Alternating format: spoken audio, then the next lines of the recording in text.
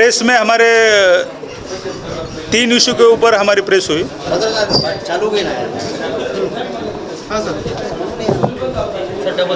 Republican सेना का मैं प्राध्यापक राजू सोनसळे। अरे सुरू झालं ना, कशाला तंग राहिले रे बाबा। पार्लियामेंट का जो बायपोल का इलेक्शन है उसका मैं प्राध्यापक राजू सोनसळे रिपब्लिकन सेना का कैंडिडेट हूँ। 3 इश्यूज़ के ऊपर हमारी पत्रकार परिषद यहाँ हुई, वो इश्यूज़ मैं बताने वाला हूँ आपको।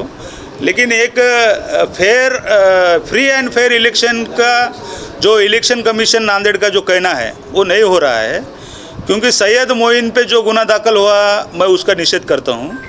क्योंकि हर पार्टी का जो इलेक्शन कैंपेन है उसमें छोटे छोटे बच्चे हैं, लेकिन सैयद मोइन पे ही गुना दाखिल करना और बाकी के लोगों पे गुना दाखिल नहीं करना, ये जो इलेक्शन कमीशन जो है वो बायस है, ऐसा मेरा कहना है रिकॉर्डेड। और मैं उसकी निंदा करता हूँ, कड़ी निंदा करता हूँ, क्योंकि सैयद मोइन के खिलाफ किसी ने ही जो है वो तकरार नहीं दी वाली है।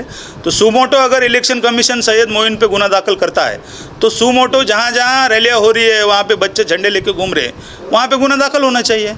तो उसका मैं कंडम करता हूँ। ये डेमोक्रेसी में माइनॉरिटी और SC ST OBC के कैंडिडेट के ऊपर गुना दाखिल करना, और जो SC ST OBC और माइनॉरिटी कैंडिडेट नहीं है उनके ऊपर गुना दाखिल नहीं करना, ये फ्री और फेयर इलेक्शन में नहीं आता है। अभी हमारे जो 3 इश्यूज है, सबसे पहला इशू ये है, हमने यहाँ प्रेस कॉन्फ्रेंस में बताया कि 16 तारीख को हमारी एक बड़ी सभा, जिसमें कम से कम 50,000 लोग जमाने का हमारा यहाँ पे मनोदय है।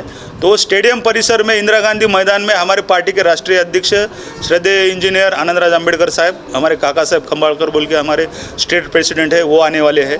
और वो कल से 14, 15, 16, 17 और 18 को 6 बजे तक हमारा जो इलेक्शन कैंपेन है उसके बारे में जो है मैंने यहाँ जानकारी दी है। और मेरे 2 जो डिमांड है उसमें आदर्श घोटाले की अगर मैं खासदार बना तो मेरा पहली तकरार ये रहेगी, जॉइंट पार्लियामेंट कमेटी की तरफ से जो है वो आदर्श घोटाले की जो इंक्वायरी होनी चाहिए। साथ में जो है उसके जो ये आदर्श घोटाले के साथ में जो गुरुदा गद्दी का घोटाला 3-4 हज़ार करोड़ का हुआ है, जो कांग्रेस के उस समय मुख्यमंत्री स्वर्गीय विलासराव देशमुख और अभी जो नांदेड़ के भाजपा के राज्यसभा खासदार है, तो उन्होंने जो है वो जो घोटाला 3-4 हज़ार करोड़ का किया है गुरुदा गद्दी 16 में, तो उसकी जॉइंट पार्लियामेंट कमेटी से जो है इंक्वायरी होनी चाहिए। और अभी जो घरानेशाही चालू है कि नांदेड़ दक्षिण का जो आमदार है कांग्रेस का, उसका सगा भाई नांदेड़ लोकसभा का उम्मीदवार है, तो भाई चुन के दोनों में से कोई भी चुन के आए तो एक ही घर में सत्ता रहने वाली है, एक ही घर में आमदार खासदार रहने वाला है। और अभी नांदेड़ में जो कंधार लोहा विधानसभा है उसमें सगा भाई और सगे बहन दोनों चुनाव लड़ रहे हैं, दोनों में से कोई भी चुनाव जीत के आया तो वो जो है वो एक ही घर में जो है सत्ता रहने वाली है। सोने का चमचा लेके पैदा हुई वाली जो भोकर की कैंडिडेट है, जिसकी उम्र 25 साल होते होते उनको सपना गिरा कि हम भोकर का आमदार होंगे। उनके माताजी पहले भोकर के आमदार थी, उनके पिताजी भोकर के आमदार थे, विद्यमान खासदार है, उनके दादाजी नांदेड़ में मुदखेड़ भोकर के जो है वो आमदार थे। तो यहाँ कहाँ लोकशाही है, ये तो घरानेशाही है। और ये घरानेशाही के खिलाफ एक SC ST OBC माइनॉरिटी का बुलंद आवाज़ बोल के मैं यहाँ इलेक्शन को खड़ा हूँ। सर एक सवाल ये है कि एक तरफ पूरी धन दौलत लगा के लोग इलेक्शन में खड़े हैं और आप एक सादे सरल मानुस प्रोफेसर है, तो आप इनको टक्कर दे पाएंगे? यही तो ब्यूटी ऑफ इंडियन डेमोक्रेसी की है। बाबा साहब का ये कहना था कि 1 मैन 1 वैल्यू एंड 1 वोट।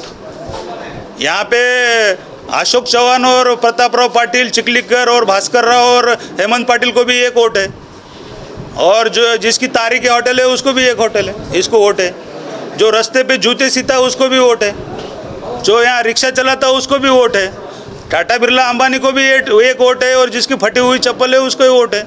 इसलिए बाबा साहब की जो डेमोक्रेसी की जो व्याख्या है कि बाबा साहब की डेमोक्रेसी की क्या व्याख्या है, मैं मराठी में बोलता हूँ क्योंकि वो सुनाने में लिए बेटर रहेगा, की रक्ताचा एक थेंबही न सांडता माणसाच्या जीवनात आमूलाग्र बदल करणारी व्यवस्था म्हणजे भारतीय लोकशाही ही बाबासाहेबांची डेमोक्रेसीची व्याख्या आहे. अब्राहिम लिंकनची आपल्याला माहिती आहे. त्याच्यामुळं सय्यद मोईन असेल, मी असेल, अन्य लोक असतील, हे गरीब घरचे झोपडपट्टीत राहणारे लोक जर सभागृहात जात असतील तर ती खरी लोकशाही आहे. राजा का बेटा राजा नहीं बनेगा, जो हकदार है वही राजा बनेगा.